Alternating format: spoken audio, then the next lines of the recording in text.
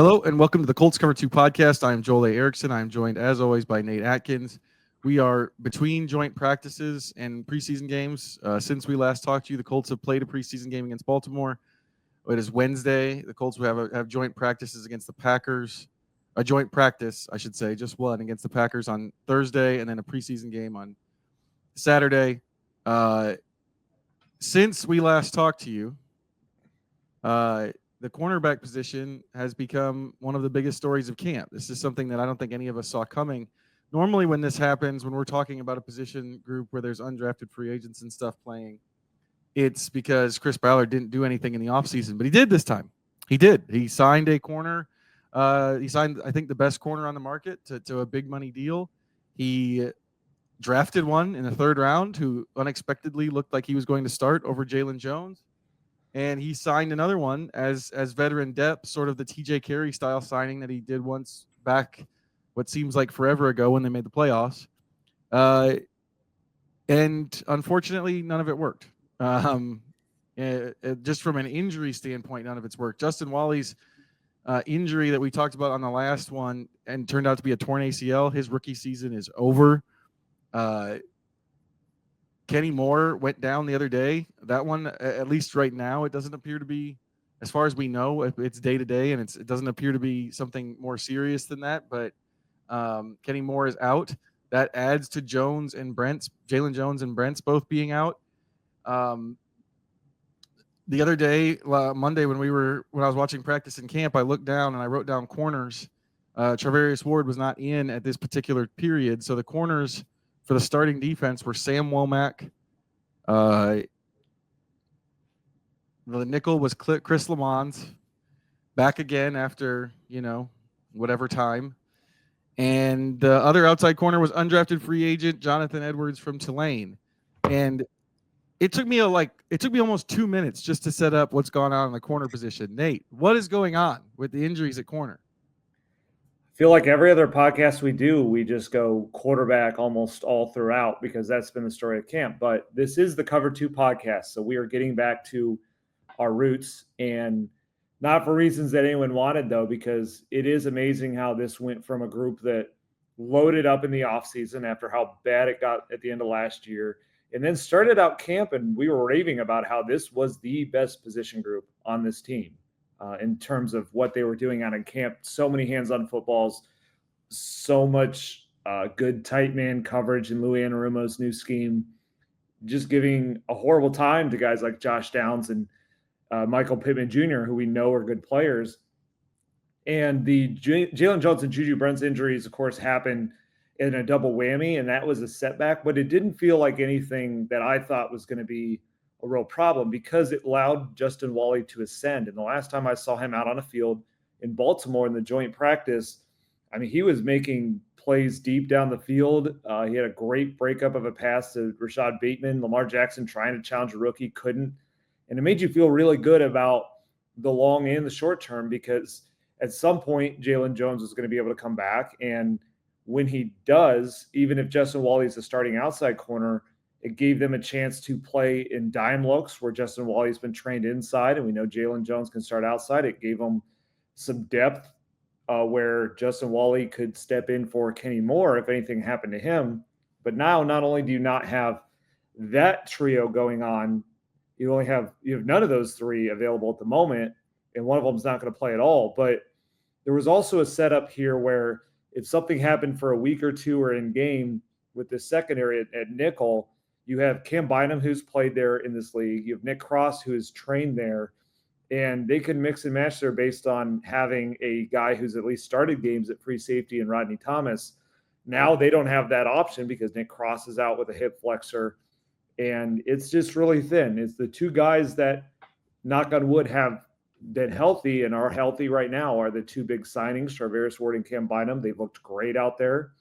But the big upside to signing those guys outside of just how good they are individually was the trickle-down effect and the way that they were going to put guys like Nick Cross and Jalen Jones, whenever he's out there, in positions where those are like the fourth and fifth best players of the secondary, whereas last year those two took a big leap, but they weren't going to go from backups to or part-time starters to the stars of the defense.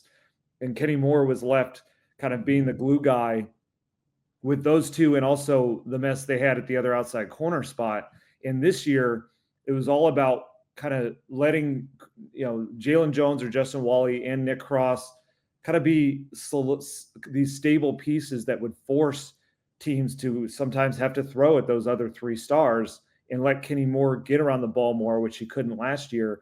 Now they're in a spot where not only do they have lacking spots if they have to put out some of these guys like Chris Lamons, in some of the outside corner options, whether that's, Sam Womack or one of the rookies, what they decide to do there. Not only is that a potential weakness, but it lets them avoid the good players in the secondary for as long as that's is true. And that's Travaris Ward has been such a playmaker in his career, getting hands on footballs and interceptions, and he's done that in camp. Cam Bynum is a good playmaker as well. But right now, those are guys that are just trying to do whatever they can to help out the other players. And it's going to be hard. This scheme that Lou Anarumo runs, it's fun because it's aggressive, it's man coverage, it's in the face, it's got some blitzing to it. But you have to have the right players to do that. You can't just throw anybody out there to do that. And my case in point to prove that was last year's Bengals defense. It was pretty terrible when the Bengals let some of these guys go, like Mike Hilton and Chidobe Awuzie and Jesse Bates from the secondary. Lou Anarumo did not have the pieces back there to play the way that he wants to play, and it really just fell apart. And that's why the Colts invested so much in that. It wasn't just about the scheme and the approach change. It was about really leveling up the talent and the depth and the options there for this mad scientist defensive coordinator. And right now, instead of being the guy who can mix and match with a lot of options, he's having to try to get by with guys that just haven't played out there right now. So the prayer is that Justin Wally is the only long-term injury. You hope that because Jalen Jones and Juju Brents got hurt early, even though we have not heard any progress from them, it was hamstrings. You hope that with some time for the regular season, they can get back. And then you hope that Nick Cross and Kenny Moore are short-term injuries and that they have most of this group by the time that they get to the regular season. But in the current state that it's in right now, this has gone from the strongest position group of any in camp to one that I think you're worried about again. Yeah, there's two ways I want to go with this. Number one, I think from the outside corner perspective, the best thing that can happen to the Colts is that Jalen Jones gets healthy. I looked it up. He got hurt on July 29th. That gives him 6 weeks-ish before the start of the regular season. Even a significant hamstring injury, as long as it's not torn and needs surgery, which we have no indication that did. I think that's probably within the realm of possibility.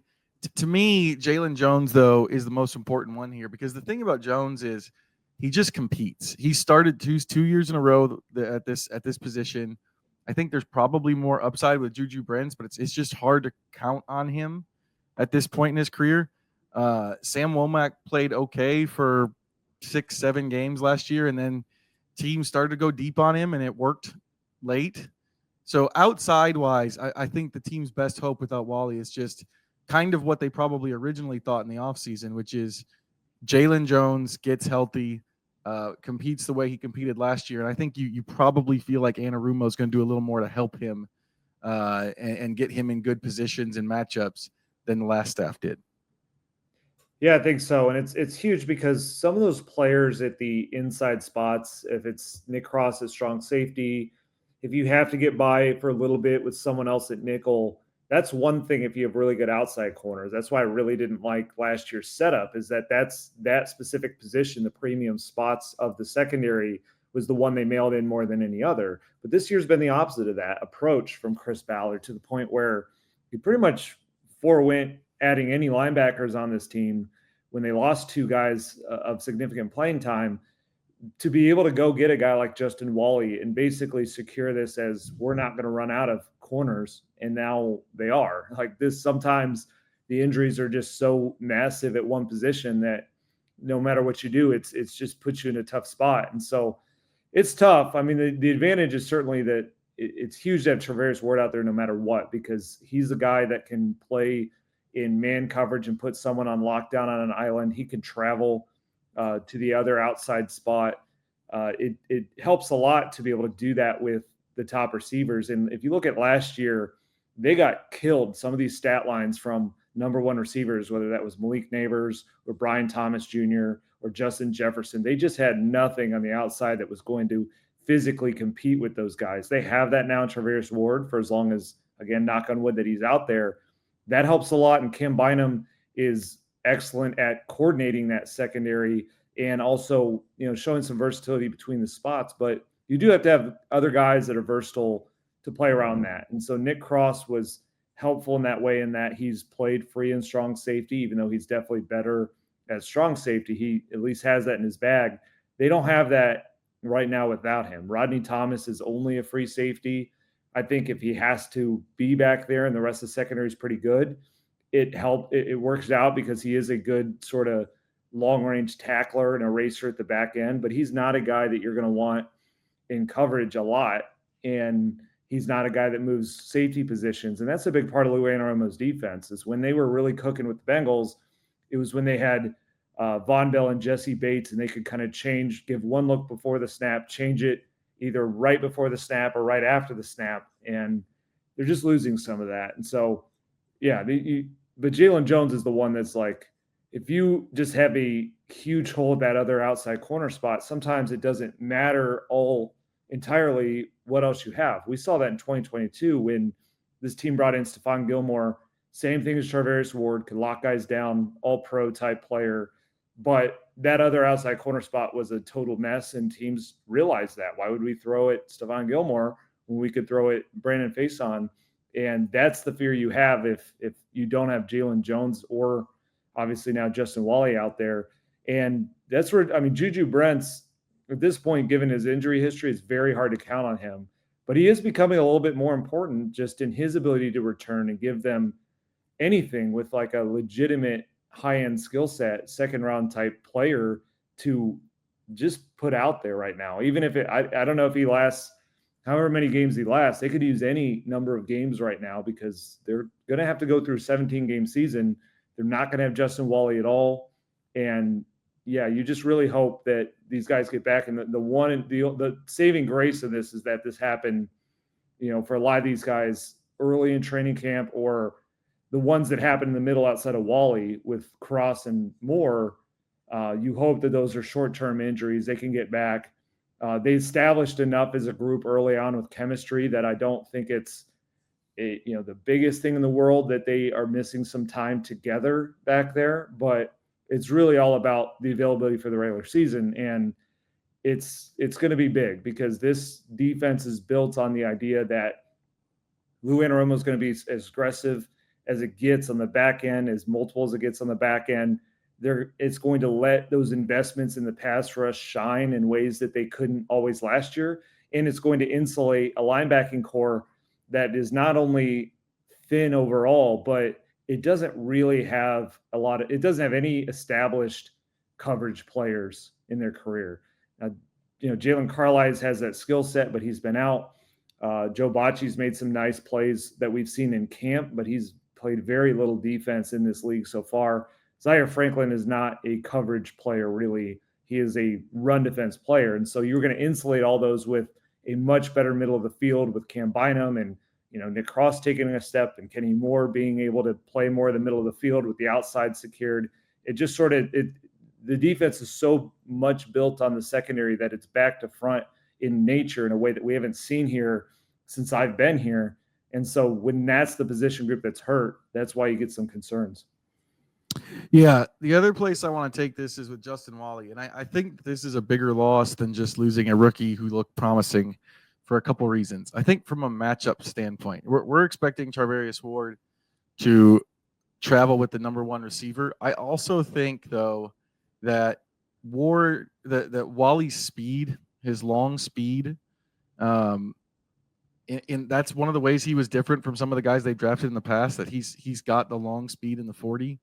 That they kind of lose the ability to match up. It kind of falls more on Ward, I think, to match up with like the small, fast types now. Whereas I thought Wally gave them an option there. I think that's one piece of it. And then the other piece is if anything happens to Kenny Moore long term, this puts them back in the spot where like you're going to have a pretty big drop off at the slot corner, unless you decide to go with like Cam Bynum there, who can play the nickel, but then you have to go with Rodney Thomas, a free safety. Like Wally covered you in 2 spots, and it just feels to me like that's a bigger loss, and it's going to be a bigger loss going forward this season than we realize. Yeah, that's the thing about Wally is that while it was very impressive just to see him out there making plays as a rookie, it was really the reason they drafted him in the first place was the specific fit in Lou Anarumo's defense and what this defense needs right now, which is sticky man coverage and the ability to tackle on the outside. The tackling has to get a lot better on this team, and being real, that's not Jalen Jones's strength, and you wouldn't think that would hurt you a ton at outside corner, but it did at times last year. And that's Kenny Moore's a great tackling corner as well. The nickel, which is that's a big part of the responsibility there. You lose that when he's not out there. And so it is tough because if you had Wally and Jalen Jones, not only is that a more stable, depth chart, but they're 2 very different players where there's a little bit of optionality within that too, where, you can play Jalen Jones, rotationally with Justin Wally on bigger receivers and, do some stuff with keeping him in short range. But he and Juju Brents were drafted for that Gus Bradley Seattle style system, which was hulking outside corners that would live in press and mostly play a lot of zone and play in short areas. And that's just not the way that Lou Anarumo wants to play. Now we'll see how he adjusts to that. But for him to really put his stamp on this defense, he needs to have some guys who can play sticky out, man coverage on the outside. And also the nickel position was supposed to take a jump in its importance in this defense, the way that it used to be under Matt Eberflus when Kenny Moore was a real star. It just wasn't really that type of position under Gus Bradley. But Lou Anarumo got here and talked about how much he loves blitzing that position, how he had that success with Mike Hilton. That's something I think they really need to get back to with Kenny Moore. But it's tough because you're at a spot where when Kenny Moore gets healthy and is out there, if that outside corner spot, opposite Ward is problematic, then it's just harder to do that. It's harder to get into the full bag of Lou Anarumo when it's like this. Like we talk on this podcast all the time because fans would, they always wanted Gus Bradley to blitz more, and certainly he could have been a lot better and more creative in some of that. But you also have to cover well to be able to blitz. It isn't like you blitz because your coverage is bad and now you're going to make it up with the blitz, because veteran quarterbacks will shred that like none other. If you blitz them and you have bad coverage, it's the worst nightmare you can have. If you can creatively blitz them and disguise it with good coverage, that's kind of the peak of it. And that's what Lou Anarumo was able to do at times against Patrick Mahomes and Josh Allen in the playoffs. That was supposed to key this defense in a way that was different from what we've seen. It's not there right now. And so oddly, I think the pressure also falls on that defensive line to overcome somewhat. And so I wrote this week about DeForest Buckner and Latu and how good they're looking in camp. And they're going to need a huge year out of those 2 in tandem. And that sounds obvious, but like if you think about last year, they got kind of the worst versions of both because Buckner missed 5 games and Latu, it just didn't all come together for him for a number of reasons. As a rookie, he had 4 sacks in 17 games. And so this is the year where like those 2, Buckner being healthy and Latu, who's been working on his power game, those 2 are going to have to just kind of overwhelm one side of the pocket to get this to work, because it was built on the secondary giving them a little bit more time to do that. Now it's going to have to be a little bit in reverse for as long as it's like this, where those 2 are going to have to help save some of these DBs in coverage, because I just don't think you can expect the current options they have for that second outside corner spot, or even Jalen Jones, to cover long stretches in man coverage. They're just not built to do that. And defenses and offenses will take advantage of it, knowing Ward is on the field before the snap. That's one guy you can't really disguise his role so much. He's going to travel and he's going to play in man. And so I think it just falls on the pass rush even more than it has in past years to overcome. Yeah, Jones. I think one thing that maybe will help Jones if he's healthy is just how much they press at the line of scrimmage. It allows him to kind of make up for his lack of agility and lateral quickness with his physical strength. He's kind of a guy who just competes, you know. But yeah, you don't. I don't feel good about the depth right now, especially if that hamstring injury lingers. You know, the thing about hamstrings is, like, I know everybody wants a timetable. Hamstrings don't really work like that. Hamstrings are tricky situations, and his from the side. All we know from Shane Steichen officially is that his was more severe than Brent's is. But I would just say, you know, from seeing the play happen, because it did happen on the practice field, he pulled up and fell down. He didn't, like, sometimes guys pull a hamstring and they can kind of run through it a little bit and then they realize it as they get through. It was not like that for him. His was his legs stopped moving. It grabbed on him pretty tough. He didn't really move once he was on the ground. And then Steichen said it's more severe, which I think Colts fans by now, in the third year of Steichen, kind of know. He doesn't usually say that kind of stuff unless, like, he doesn't usually kind of say that stuff. I shouldn't say unless. He usually kind of say that kind of stuff. He doesn't usually give you a hint of severity of an injury at all. So I kind of took that as that maybe is a bad sign for him. And you just hope that it's, I assume that the Colts are doing this, but you just kind of hope that it's not something that's going to linger on them, you know, for a while.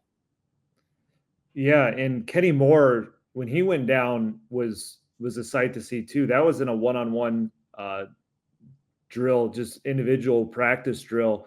And he went down and grabbed his knee and stayed down along the sideline. And then he gives out this ferocious, blood-curdling scream into his helmet. And I'm guessing it's usually when you see that out of a veteran player, it's not because the injury hurts, it's because of the fear of what it means. And so that's where it seemed pretty scary in the moment. It's encouraging. He's been out there on the sidelines. He's been walking around.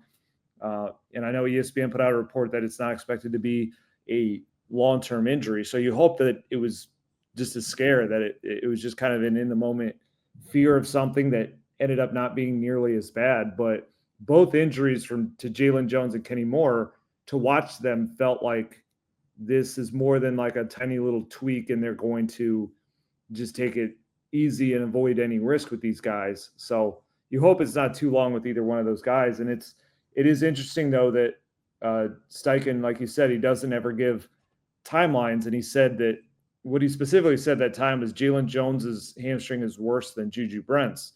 They hurt them at the same time, and they've both been out for weeks. And so I don't know how much of that is, Juju Brents has not come back from injuries the best way.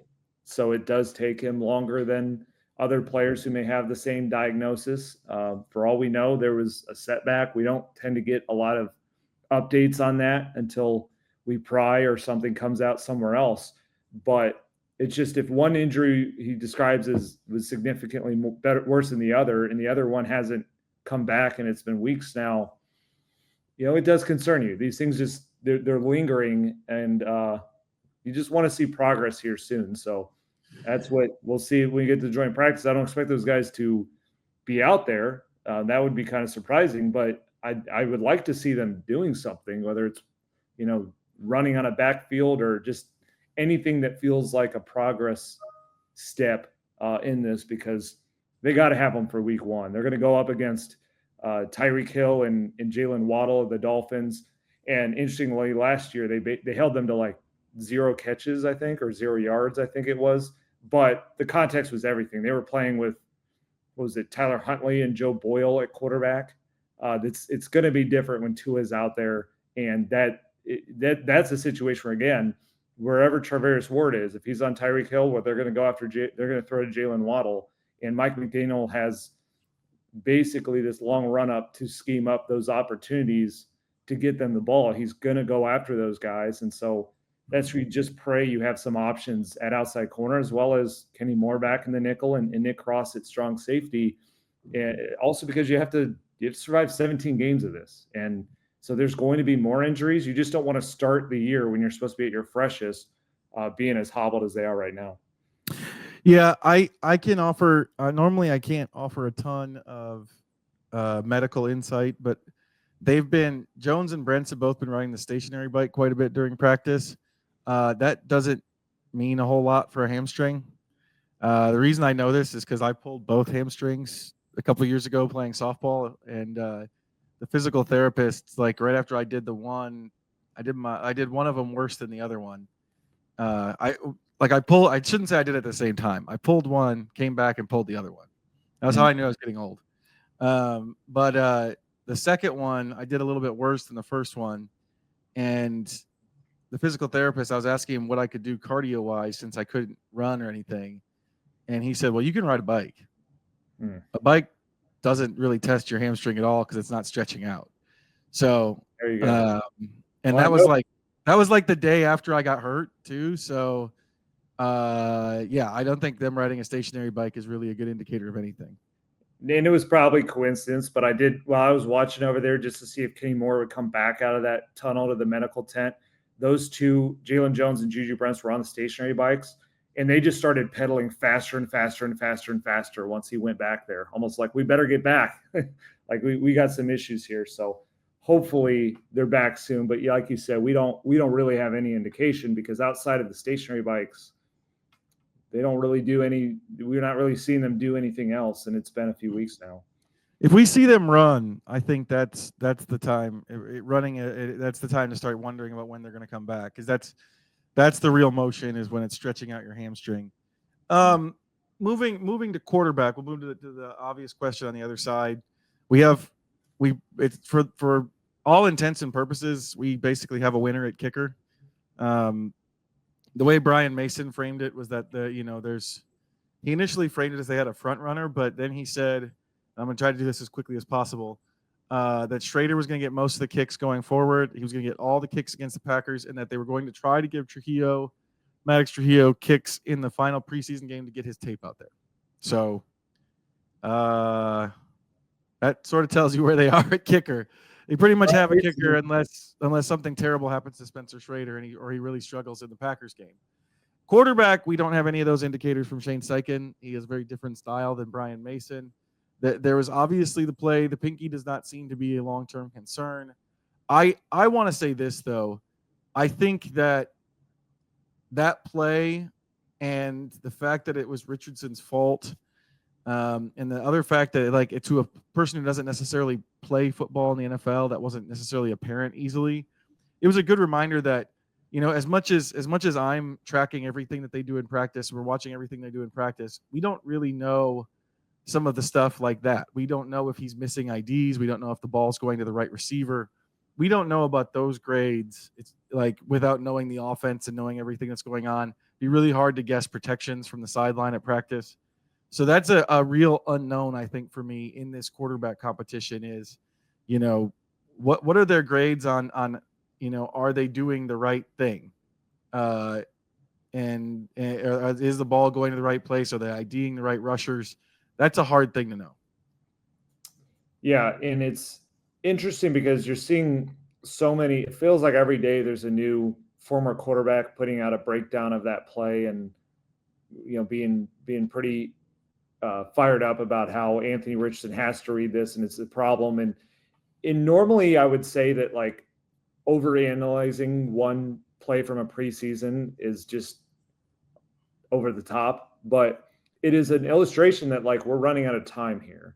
And that's what I wrote about out of the game, is that both of these quarterbacks that are competing to start here in Indy are running out of time to prove what they haven't been yet in the NFL. So for Anthony Richardson, that is a player who can take the game seriously enough and consistently enough and be prepared enough to see things like that before they happen and also stay on the field. It was a double whammy to miss a blitz pickup and then get hit on the throwing hand, which just continually comes back to bite him, whether it's having to rest that shoulder or now it's a dislocation to the pinky on that throwing hand. It's just always kind of something, but it combines for him. It snowballs because these areas are connected.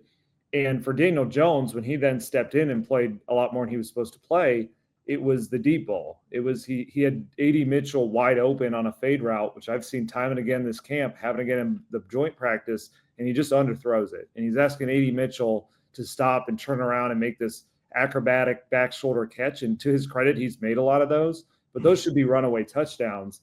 And both of those guys, it's just such a clear lack of what they've done in their career. Where we had a lot of moments with Anthony last year of not seeing things correctly or seeing them on time or just being consistently dialed in.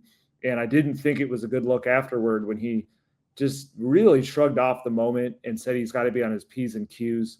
And it's like, we're in year 3 now. Like, we can't be talking as if this is your first preseason out there. He hasn't played a lot of football, and that's been unfortunate for him and a lot of, frankly, bad luck with a lot of it. But the reality is that, like, when Josh Allen had that happening and he started to make his strides, that was his rookie year, not his third year.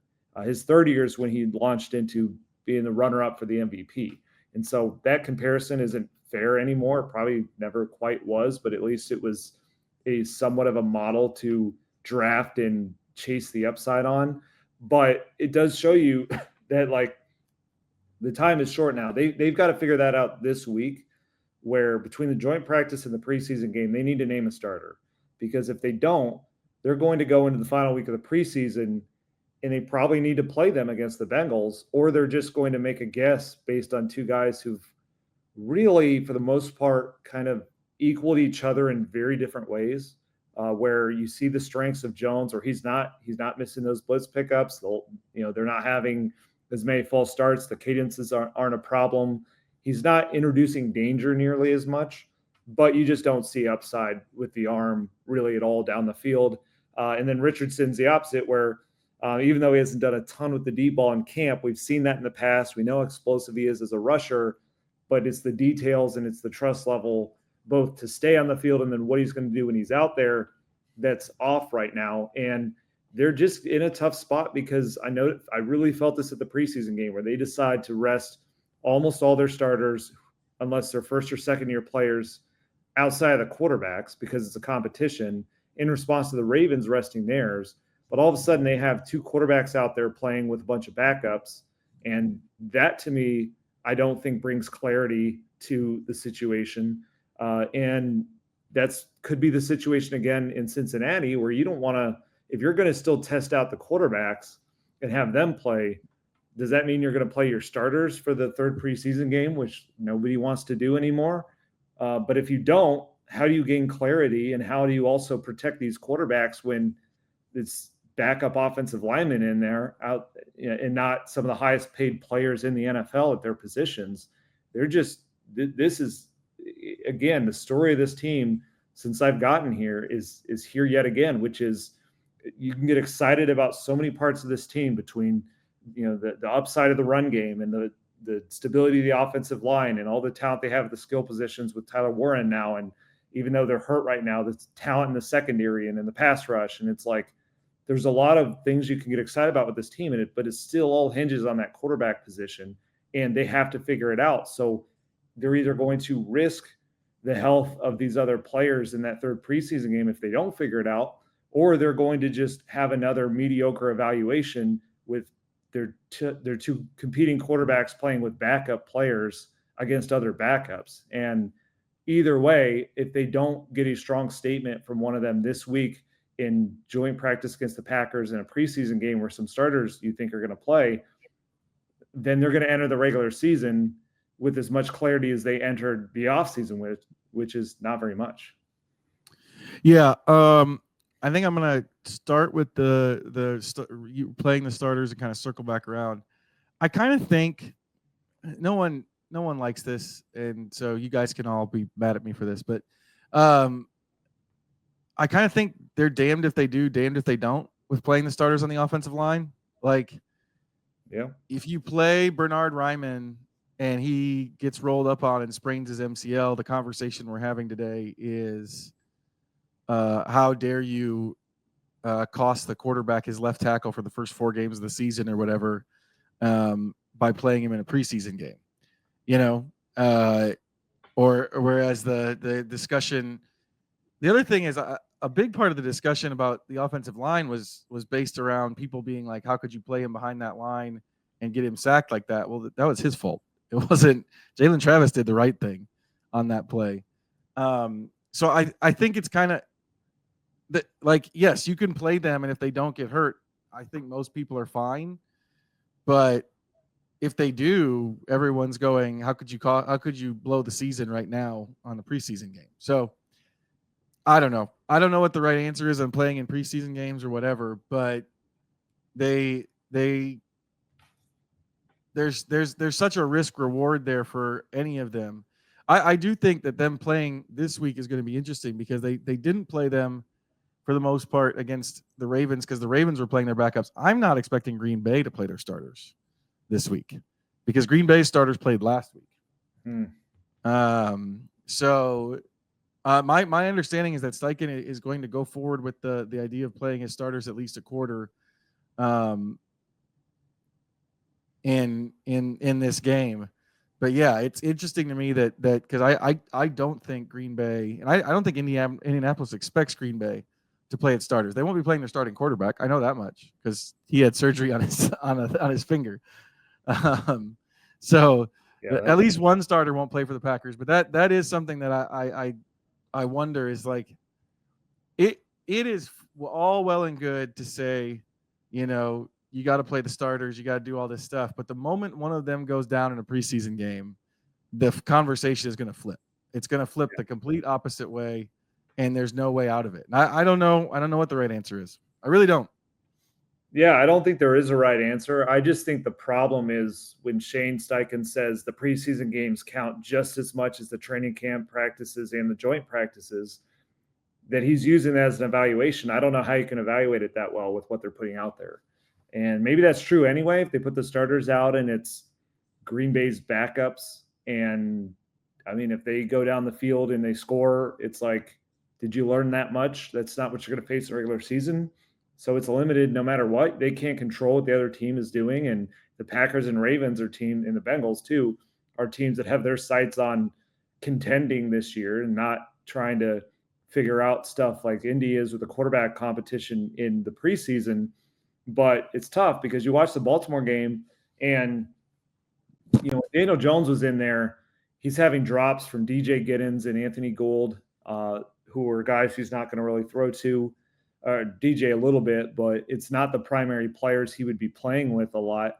And with Anthony, just on the first play of the game, they do a screen to Tyler Warren, and one of the backup linemen is down the field and gets a penalty. And there's ways where you can just still say, okay, well, we're just going to evaluate what the quarterback did on that play. But the problem is Anthony only got 3 throws. And part of that was the injury, but part of that was the penalties on the other players, shortening drives. It just like, I don't know how you learn a lot doing this and the way that it's set up. That's why I never liked the idea of bringing in Daniel Jones and starting this quarterback competition. I like the idea of bringing in Daniel Jones as a backup to Anthony Richardson, because clearly, as we're seeing, that injury risk is just forever present. And it is nice to know you have, you know, run concepts that can stay the same between those two quarterbacks, and that if you got to play a backup, Daniel Jones is better than most of what you're going to find out there in this league, and they expect to do that. But I just thought, in theory, this idea of, you know, competition brings out the best in everyone. This will elevate us to the quarterback position. I think instead it just has muddied the waters a lot, and I'm afraid that this team's going to get in the regular season, and this yo-yo act's going to continue, because all it's going to take is, let's say even if Anthony Richardson has a very strong week this week and they come out and they say, you know, Anthony's earned the job, we're going to give it the start. If he gets hurt early in the season and Daniel Jones steps in and plays better, then Anthony's healthy. Who do you play? If you stick with Daniel Jones because you say, well, we're winning while he stepped in and he's played better, then he goes out there and he has a Flacco moment against the Vikings or the Bills and just completely craters, and that you have leaders on the team calling a meeting asking for Anthony Richardson. What do? You put Anthony Richardson back out there and he doesn't play well. What do? Like, they've put themselves in a really tough spot. And Anthony has put themselves in this spot too by not being on the field and answering these questions. But I thought the Daniel Jones signing really underscored what a frankly terrible spot they were in with this in a year where it has to come together. I don't think it was as no-brainer as I think some people talked about. And it's a no-brainer to me to bring in a backup. and to have depth at that position. But what they had to have in this camp was one quarterback be clearly better than the other, because if they get back to the yo-yo spot they were in last year, they're going to look like they did in the preseason game against the Ravens. Yeah, I think I mean some of that's on the Colts, but a lot of that's on Richardson. This should be his job by now. Yeah. And frankly, it should be his job in this camp. He's the drafted guy. He's the guy that they've bent over backwards for, sometimes too much. Like, he's got to, at some point, it's got to all come together for him. And like, that's on them, but it's also on him. Like, he's got to take care of it on his own. And like we've seen in camp, like, it hasn't been definitively Richardson over Jones so far to my eyes. And maybe that's just because it's a camp setting and you don't see stuff, but like, he's got the advantage of 2 years in this offense over Jones, and it hasn't happened yet. So we'll see where it goes in the regular season. But like, he also put them in this position by not taking control of a job that they tried to give him. Yeah, that's true. I just kind of take it back to what they decided late last year was to bring the three back and to tie them together. And so I think you either have to see that through or you shouldn't have done that. Now, I will say that was a different owner making that call than the one that will make the next one. And it is worth understanding in hindsight the state of life Jim Irsay was in when he was trying to handle that idea of changing. Because if you're going to change everything we've talked about before, if you were going to change the general manager, you're going to change the head coach. He's going to want his own guy, and you're probably going to change the quarterback. So it was kind of an all or nothing to it. But I just thought, like, you have to pick a lane here. And so the lane that they picked, or Jim Irsay picked at that time, that they're moving forward with into this year, was those three together. And ultimately, I think Anthony just has to play this year. And I think they just have to live with the risk of injury and also live with the chance that he falls apart. But if he falls apart and it's, if he comes out early in the season and he plays 3 or 4 bad games and this stuff just isn't getting better with accuracy and pre-snap and all that stuff, then you have your answer. If he gets hurt a ton again, you have your answer. But like, I think they have to chase that answer, because otherwise I just think they're undoing everything they decided on when they brought these guys back, and they're doing it for a shot of not very much upside in an AFC where like upside at quarterback's the only thing that gets you anywhere. So it's just like, it's just not great that they're at this spot where it's not great they're at this spot anyway, but it's not great that we're at this spot of camp. And it just feels like it has to happen against the Packers, and probably in a joint practice, because you may be right. They may not play their starters in the preseason finale. Jordan Love's hurt, but the defense, that's going to be the test in the joint practice. I don't know. The hourglass is not very full right now in these guys to show stuff that they haven't shown a lot in their careers. Yeah, I mean, if Jones starts, if Jones ends up being the pick, it's just a sign that Richardson hasn't progressed. Like, he hasn't gotten there. Like I said, I've really been thinking about that play. And the thing I keep coming back to is that those guys saying it was a day one install type thing, which I know there's people out there who say don't call a turn hot protection in that scenario. I mean, he's gonna have to call it in the regular season. Like, and I know other quarterbacks make this mistake. I get all that, but like, if they go with Jones based on the camp we've seen, I'm gonna wonder whether they say or not if there was more going on behind the scenes in terms of like bad graded plays that were identification issues. Oh yeah, and that's like that's bad. That leaves him in a bad spot, because that means that you're the guy you bet on to be the quarterback of this team for the future couldn't handle it for whatever reason, and it'll mean that you're down to even fewer strikes than he's got right now, and I think that's the hardest part is is, yeah, Chris Ballard keeps saying over and over again that it's not time, but it's got to be time to do something. He's got to do something. He's got to do it consistently, and he can't have lapses. That's just where we are. Yeah, I'm going to say this now. If they bench Anthony Richardson again for his play, and it's not because he's just hurt and Daniel's got to step in, if they choose another quarterback over him to start a game, it's over here. That's just what NFL history has shown us. You would be taking this individual who's 22 years old and giving him 2 benchings in 2 years when he was the top 4 pick that you bet everything on. Like that's just the message that you send. It's not what they're going to say. It's not. Chris Ballard said the opposite. If it happens, Shane Steichen will talk about how they still want to really believe in Anthony. They want to develop him. All you have to look at, though, is what Daniel Jones went through last year when the Giants did this. And he asked for a release in the middle of the season because he knew it was over. And he went and he spent some time with Kevin O'Connell and he sought out another opportunity.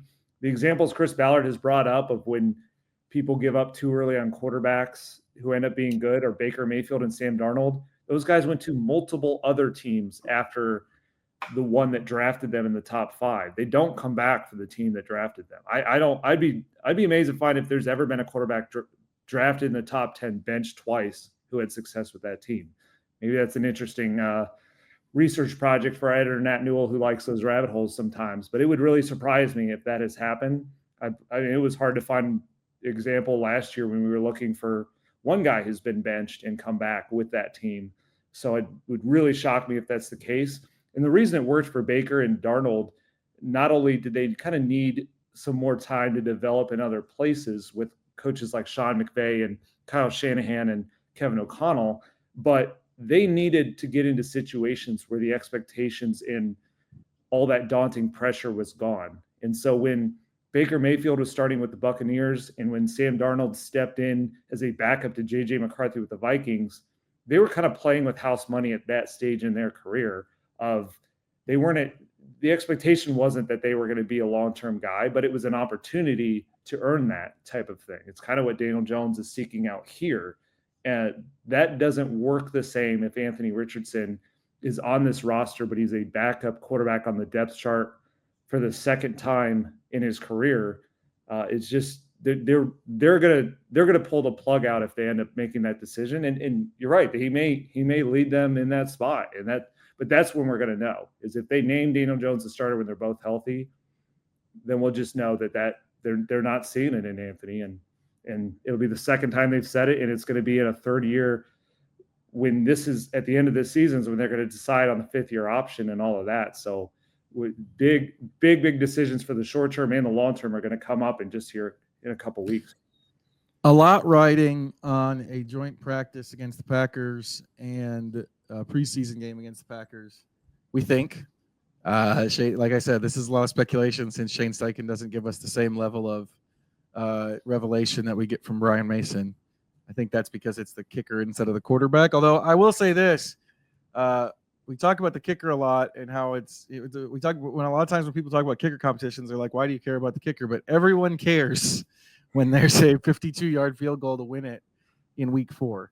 But yeah, I think there's a lot of speculation, but yeah, a lot riding on it. And yeah, if we get through this week and you and I are doing this podcast next week and we're going it sounds like this is coming down to the last preseason game. Oof. I don't know what that says. Yeah, that's tough. And for all we know, because Shane gives little clarity into this, maybe he's already made up his mind.